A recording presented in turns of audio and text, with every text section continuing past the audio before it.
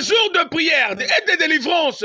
Oyo ezalaki bongo organisé awana na kati ya ACK Makelekele et komi kokende na suka noko ndimelanga que l'homme de Dieu, le pasteur Emmanuel le Fiston Kitoko azalaki nde bongo otie milulu oyo pona écouter ebana nzambe. La délivrance des influences des mauvais songes depuis le 17 février kino le 30 mars 2025 oyo nde milulu yango ekosila bana na nzambe awana numéro 2 ya Rui Jano na quartier Mokunjingwaka baliaki maloba na nzambe kitoko pendant mikolo nyonso oyo yo mutorataki tala yeba kanga que le 30 mars oyo nde bongo clôture ya milulu ekosalema na ngonga ya 16h30 kino 19h yeke kobika loboko na nzambe awana kati ya ACK Makelekele qui dit mieux. Ça je na relancer na peuple de Dieu oyo bazolanda nga nzambe asali bikamw ebele délivrance esalami awa pamba pamba chez pasteur Kitoko Emmanuel ACK de Mokunjingwaka dans la rue Janot 2.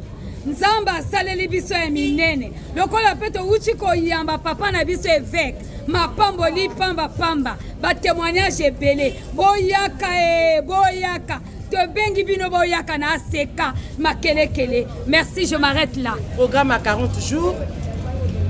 Yameluta Mbote yake na kutatamana kadiaka d'ici là le dimanche prochain ke manisa dans betre na kulomba na beno nyonso tout ben kwiza na ACK Makelekele na Mokunjingwaka ACK yake na l'église yake na kusala bimangu mingi na kati na beto bet nyonso bet no kwiza bet ke ba témoignage vivant on ne peut pas bet lenda zons nyonso be menza mesali ngitkhulu na kati na bet na kati makanda beto do bet na ku demander na ben ba nyonso bika na ba inzo ke na ba zopito na kati ba boloko na bisika ponto ben kwiza bet boa banyo na kati ACK Makelekele ACK Mokunjingwaka kota pasteur Fiston Emmanuel Kitoko. Nous sommes à l'ACK Makelekele, précisément dans Mokunjingwaka. C'est la rue Janot numéro 2, à l'église ACK Makelekele, jusqu'à la exercice. Tout ça, le service c'est la délivrance des influences, des mauvais songes pendant 40 jours. J'espère que dès le dimanche, c'est le dimanche 30, nous sommes toujours clôturés. Toujours bien vraiment. On a musala oyo. J'espère que beaucoup de témoignages sont belés. Pourquoi le monde des ténèbres et ceux qui bakangi, monta bazo bandoto mabe. Bandoto mabe ils ont ba cause. Il y a des échecs, il y a des belés. C'est pourquoi nous parlons des influences. Les songes derrière les songes, il y a des influences négatives et positives. Ba songe et quoi que influencer vina yo en bien ou en mal. Les songes cause la que yobala, les songes cause la que est bloqué. Et c'est pourquoi tous ça simba où ils ont la carte d'influence. Pourquoi la carte d'influence tous d'abord bas influence négative parce que nous avons parlé aussi sur les influences positives. Na oyo motako yeba que comment il est délivré ou elle est délivrée par des influences négatives ou les influences diaboliques à travers les songes. Et ça par rapport il y a changement d'abord, il y a état ya moto azaki na yango. Et ce cas qu'on rêvait même, d'autres temps nous avons s'arrêter yamabe. Et ce cas qui chômeur, nengazozo musala, ce cas qui célibataire, abani, ce cas qui na pauvreté, a commis à quelque chose, net ba via ba te belé au yoki ba so témoigner. Il y a des yana ba bayaki, ah vraiment ba maman bayaki, ba papa bayaki, ma kamboze ko marcheté. On a prié pour eux.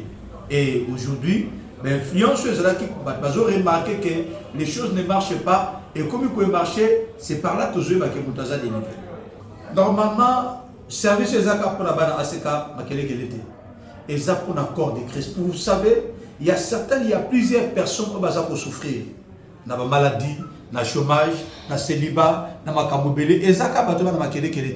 Tout ça qu'on invite bato bana Wenze, Poto, centre-ville, Talangai, Mungali, bana 4 coins à Brazzaville.